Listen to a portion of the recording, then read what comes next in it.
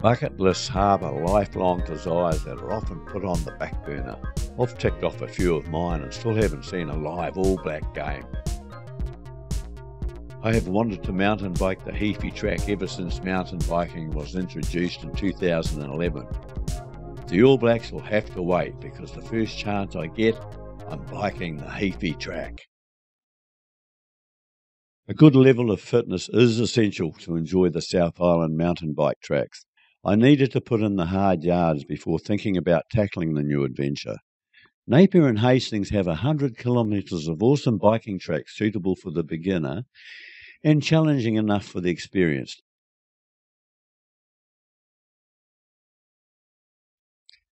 If I could ride up this hill 500 times, I would be up to the task. Yeah, right. A couple more weeks of hill work sorted that out and some serious downhill for good measure to gain extra confidence, and I was ready. Bring it on.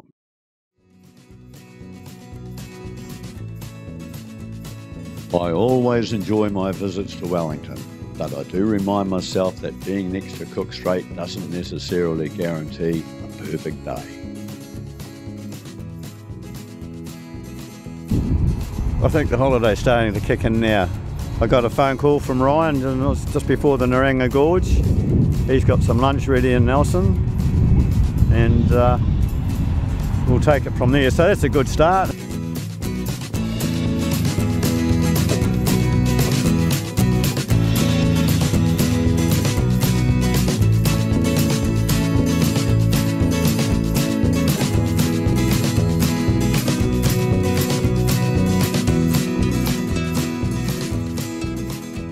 I've experienced many wonderful adventures in the South Island, and the gateway to them all is Picton. Picton excites me because it epitomises the start of many an adventure in the South Island.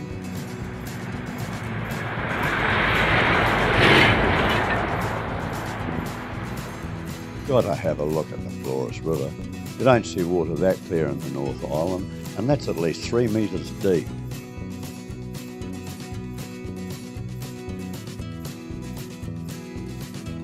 Oh, this is the bee's knees. What a welcome. Thank you, Nelson. I'm blown away. And seeing the mountains to the west where my adventure will start is the icing on the cake. 6 years ago I stood here sucking in the same view on my way to kayaking the Abel Tasman National Park. Nelson's sun-drenched cathedral was signs of things to come because it would remain the same for the rest of my holiday.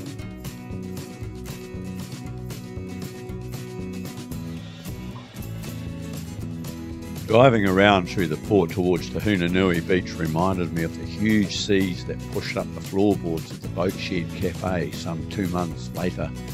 It's mind-boggling comprehending such a ferocious storm, and I believe the waves were washing across the road.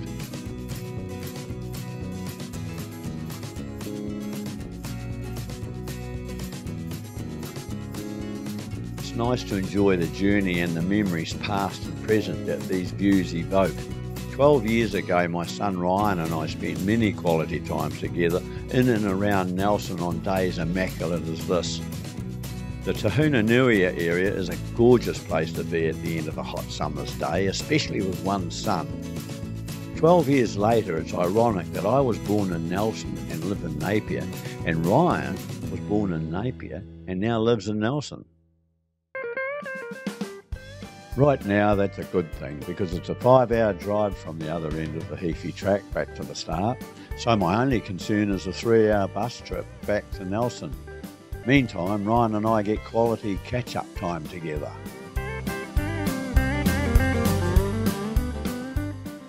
Seeing the mountains my 80-kilometre ride would cross amped up my anticipation big time, especially with the promise of another perfect day. Yeah! From the sign just before Collingwood, it was 33 kilometres to Road's End and the start of the Heaphy Track.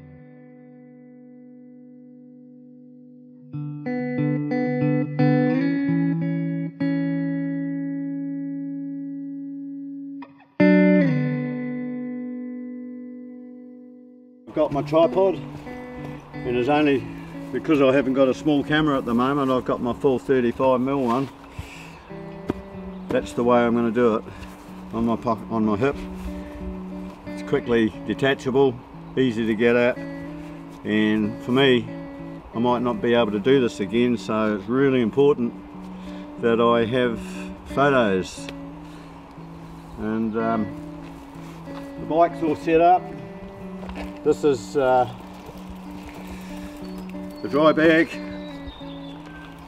Unfortunately, the auto seat up and down can't be used while this is there, but she's all go. So thank you for the lift up, Ryan. I appreciated that. We'll see you on in about 4 or 5 days time. You've got my itinerary, and it doesn't matter, everyone knows where I'm going. And away I go, so we'll catch you later. Wish me luck. No flat tyres. Woohoo!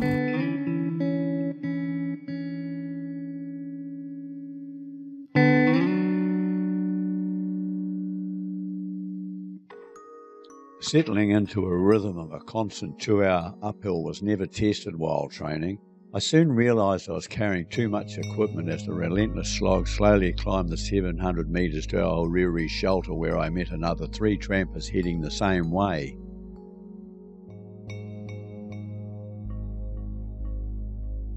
At Perry Saddle, the highest point of the Heaphy Track, a 4-minute bushwalk led up to a cool lookout, and an enjoyable reward for my endeavours. And not only did I feel great knowing there were no more big uphill grunts, my fitness came through with flying colours. Simon, Marge and Carol, with their massive packs, caught up from a Hauriri shelter, and another pleasant moment was exchanged before riding down to Perry Saddle Hut. The first hut on the journey, built in 2013, a brand new 28 bunk hut with gas cooking facilities, solar lighting, wood and fire heating, toilets and tap water. Oh, that's a nice spot for a book, yeah, nice, isn't it? Yeah. Oh, look at that. Lovely. Oh, I'm just going to go down to the next hut. Right, down to Brown. Gillen Downs. Go down the other way. Yeah, Gillen Downs. And you've got 3 nice people following me. They'll be here shortly. Right. 7 kilometres of awesome downhill to Gillen Downs Hut had many interesting moments. I wanted to reach Gillen Downs Hut early enough to enjoy the afternoon sun, but some things take precedence. Having all this wilderness to myself was a gem of a moment. To the northwest I could see my destination nestled in the shelter of beech forest below Slate Range, and all the gorges running north between me and the hut. And I could see part of the track that would lead me down to Cave Brook to the hut. As usual, being in new territory excites the hell out of me, and I was keen to press on.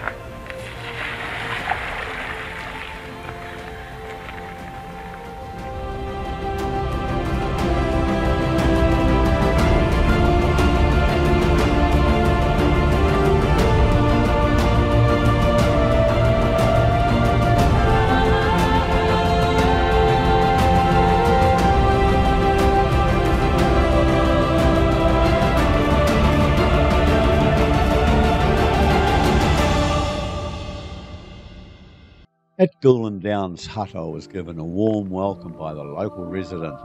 It's a well-chosen little spot, and I was absolutely delighted having this classic old-school hut to myself.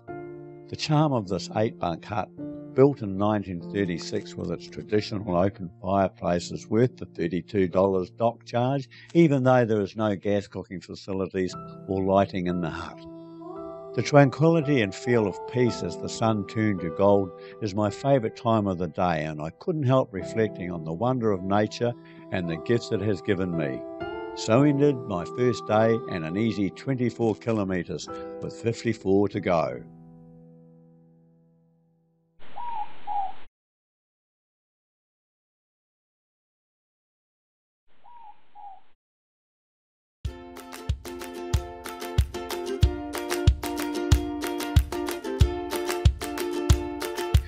Warm sunshine greeted me and my friends as I was preparing for my 29-kilometre ride to Lewis Hut. Three likeable riders turned up, having slept the night at Perry Saddle Hut after a late start. Warwick, Bryce and Jason were brothers from Napier, hoping to complete the last 54 kilometres that day. They spoke of a limestone cave not far from the hut, which we eventually found without much difficulty.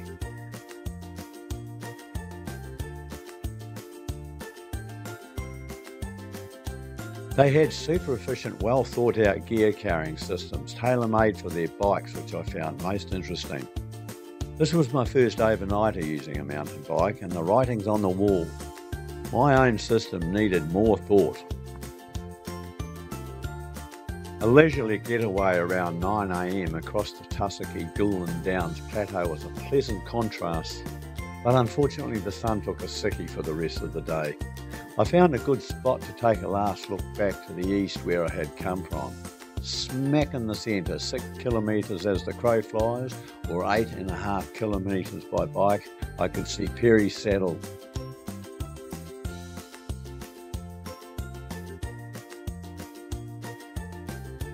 Check out the cave exit, which is situated 200 metres west of Goulin Downs Hut.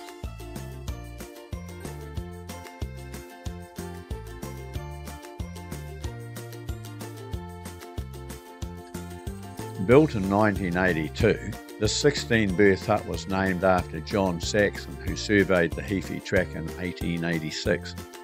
I met 3 experienced mountain bikers heading off for a casual ride and was impressed with what they had to say about their gear. Mountain bikers take their sport seriously. Having the right gear makes all the difference, and at the end of the day you only get what you pay for. 2 riders doing a one-day crossing paused for a bite to eat and oil their chains. Tizzy the hut warden asked if they would mind oiling the hut wheelbarrow, which apparently squeaked badly. And while at it, they generously offered to oil mine as well. Thanks, fellas.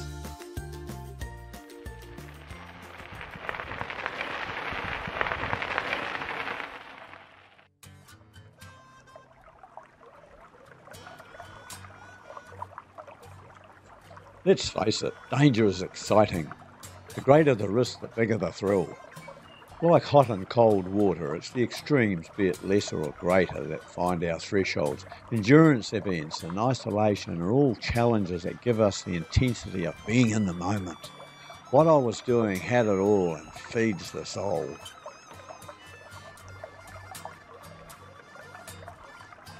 Goulin's Hut to Saxon Hut was 5 kilometres, and Saxon Hut to here another 12 kilometres. Built in 2014, James Mackay has the typical U-Butte luxury accommodation that Doc insists on building for the great walks these days.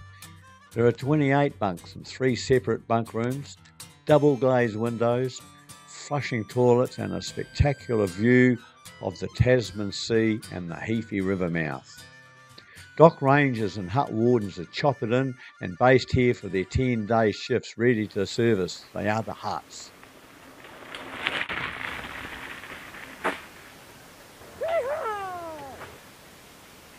Talk about mountain bike heaven, dropping 700 metres and 12.5 kilometres on fast, smooth track. Wicked! As my altitude dropped, the beech forest was morphing into a more tropical west coast bush and took my breath away. Built in 1965, Lewis Hut is located at the convergence of the Heaphy and Lewis rivers. The hut has 20 bunks, gas cooking and a wood-burning stove, and 300 metres away, 2 red deer.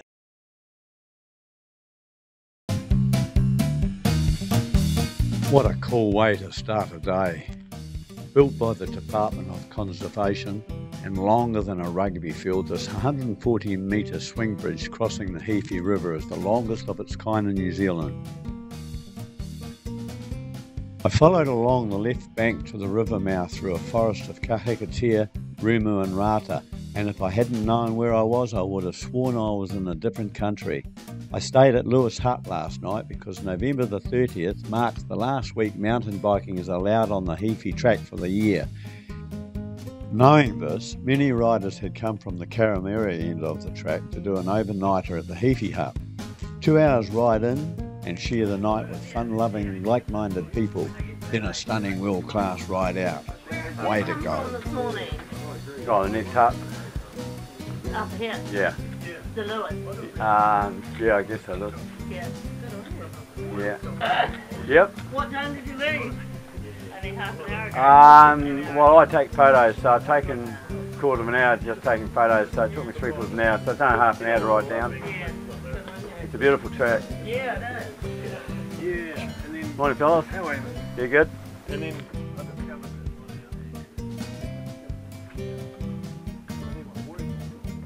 Where are you heading? Oh, we're heading out. We've done that. Oh, yeah. Hole.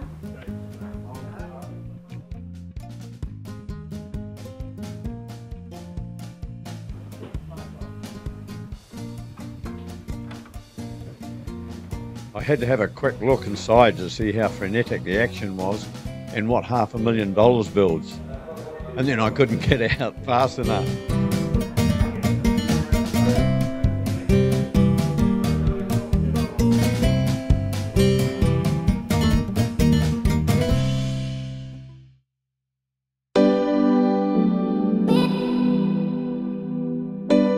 Sections of the coastal track can be affected by large wave surges during high tides and rough seas, which cause the track to be temporarily impassable.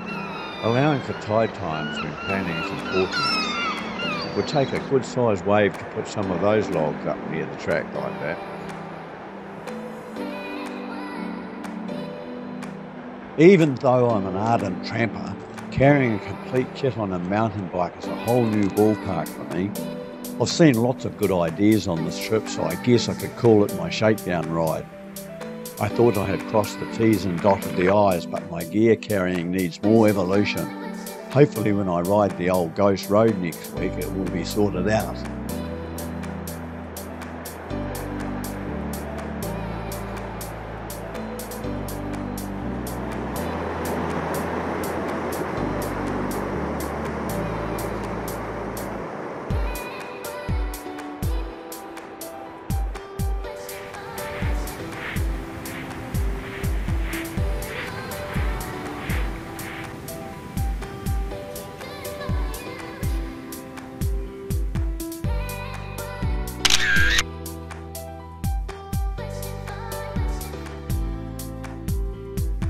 $76,000 people mountain bike New Zealand backcountry each year.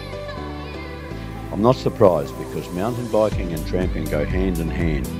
Inevitability tells me as I get older and time rolls on, I won't always be able to do the big multi-day tramps, especially walking the long downhills. For me, it's a natural transition to mountain bike to backcountry because there's less impact on niggling knees and body, and I see a lot more in a shorter time. You're good. Ready?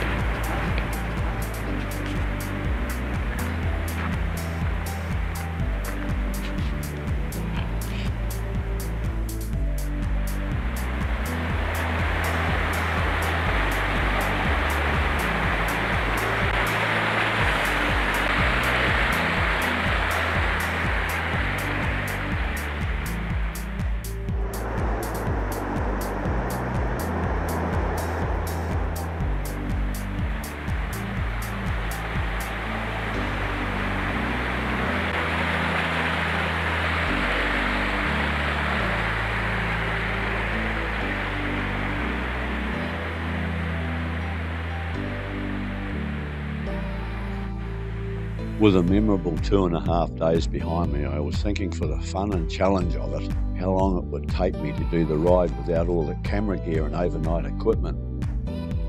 Given the opportunity, I would love to give it a go and would be happy if I could do it under 10 hours. Perhaps I'll put that on my bucket list.